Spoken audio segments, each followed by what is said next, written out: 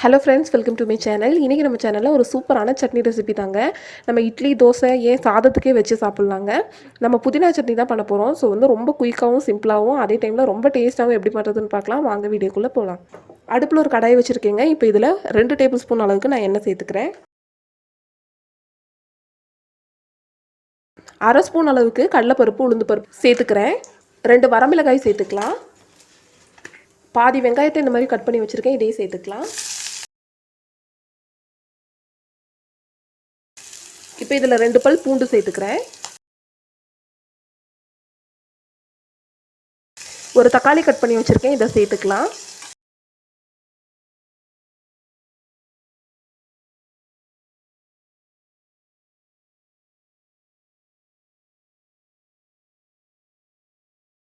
தக்காளி நல்லா இந்த மாதிரி வதங்கினதும் இதில் நான் ஒரு கட்ட அளவுக்கு புதினா பார்த்தீங்கன்னா சுத்தம் பண்ணி வச்சுருக்கேன், இதை சேர்த்துக்கலாம்.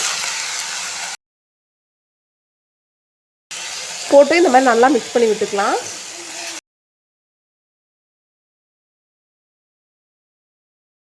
இந்த மாதிரி ஒரு தடவை நல்லா வதக்கி விட்டதும் இதில் தேவையான அளவு உப்பு சேர்த்துக்கலாம். 1/4 ஸ்பூன் அளவுக்கு உப்பு சேர்த்துருக்கேன். நம்ம அப்புறமா அரைச்ச பின்னாடி ஒரு வேளை பத்திரம்னா செக் பண்ணி சேர்த்துக்கலாம். இந்த எண்ணெயிலே இந்த புதினா நல்லா வதங்கட்டும். இந்த மாதிரி புதினா நல்லா வதக்கி விட்டுருங்க. புதினா நல்லா வதங்கின பின்னாடி இதில் 4 டேபிள் ஸ்பூன் அளவுக்கு தேங்காய் வச்சுருக்கேன், இதை சேர்த்துக்கலாம். ஒரு சின்ன துண்டு புளி சேர்த்துக்கலாம், ஊற வச்சு எடுத்துருக்கேன். சேர்த்து நல்லா மிக்ஸ் பண்ணி விட்டுக்கலாம். இது மாதிரி நல்லா மிக்ஸ் பண்ணி விட்டுக்கலாங்க. இப்போ அடுப்பு ஆஃப் பண்ணிடலாம். ஆஃப் பண்ணிவிட்டு இதை நல்லா ஆற விட்டு அரைச்சி எடுத்துக்கலாம். நான் அரைச்சி எடுத்து சைடில் வச்சுருக்கேன். இப்போ அதுக்கு தேவையான தாளிப்பு ரெடி பண்ணிடலாம். ஒரு சின்ன தாளிப்பு பேன் வச்சுருக்கேன். இதில் 1 ஸ்பூன் அளவுக்கு தேங்காய் எண்ணெய் சேர்த்துக்கிறேன். 1 ஸ்பூன் கடுகு சேர்த்துக்கலாம். 1 ஸ்பூன் அளவுக்கு கடலைப்பருப்பு, உளுந்து பருப்பு சேர்த்துக்கலாம். ஒரு வரமிளகாயை இந்த மாதிரி கிள்ளி சேர்த்துக்கலாம். கூடவே ஒரு கொத்து கருவேப்பிலையும் சேர்த்து இந்த மாதிரி நல்லா மிக்ஸ் பண்ணி விட்டுறலாங்க. நல்லா மிக்ஸ் பண்ணி விட்டதுக்கப்புறம் இது ரெடி ஆயிடுச்சுன்னா நம்ம அடுப்பை ஆஃப் பண்ணிக்கலாம். இப்போது நான் சட்னி அரைச்ச சட்னி பார்த்திங்கன்னா இந்த மாதிரி ஒரு கிண்ணத்தில் மாற்றி வச்சுருக்கேன். இப்போ இதில் பார்த்திங்கன்னா நம்ம தாளிப்பை சேர்த்துக்கலாம். அவ்வளோதாங்க, நம்மளோட சூப்பரான புதினா சட்னி பார்த்திங்கன்னா ரெடி ஆயிடுச்சு.